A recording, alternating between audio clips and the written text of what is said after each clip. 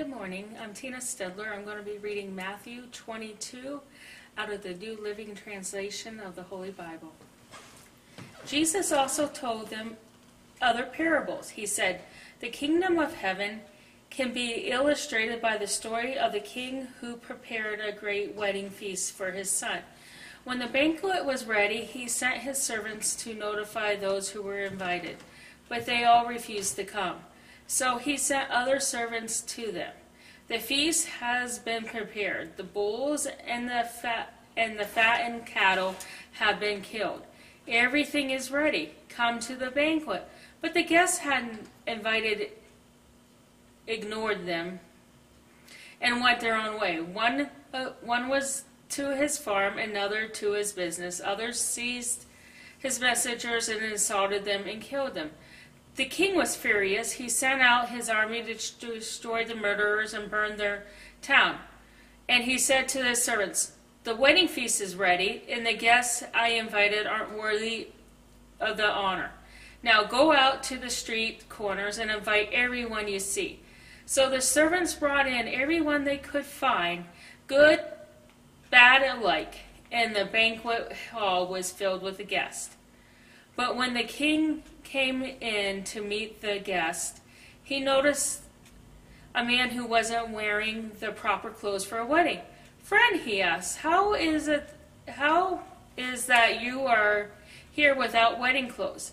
But the man had no reply. The king said to his aides, "Bind his hands and feet, and throw him into the outer darkness, where there will be weeping and gnashing of teeth. For many are called, but few are chosen." Then the Pharisees met together to plot how to trap Jesus into saying something for which he could be arrested.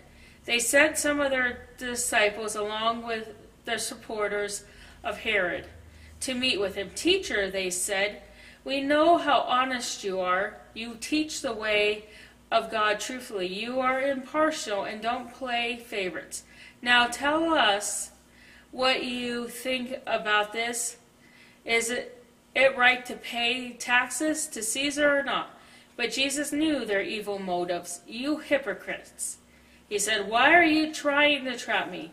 Here, show me the coin used for the tax." When they handed him the Roman coin, he asked, Whose picture and title are stamped on it?" "Caesar's," they replied. "Well then," he said, "give to Caesar what belongs to Caesar, and give to God what belongs to God." His reply amazed them. That same day, Jesus was approached by some Sadducees, religious leaders who said there was no resurrection from the dead.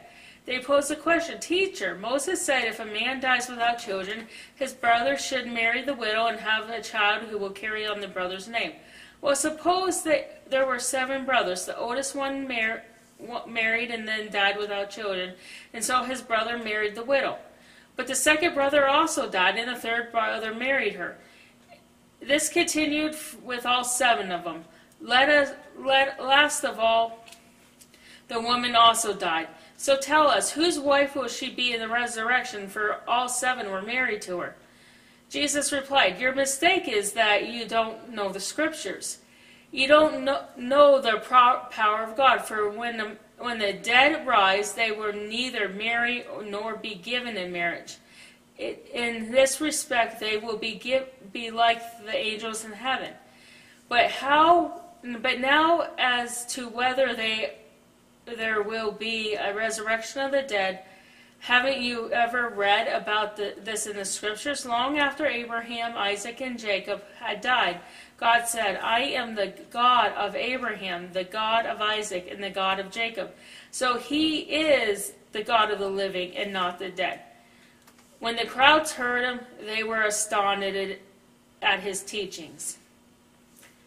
But when the Pharisees heard that he had silenced the Sadducees with his reply, they met together the question again.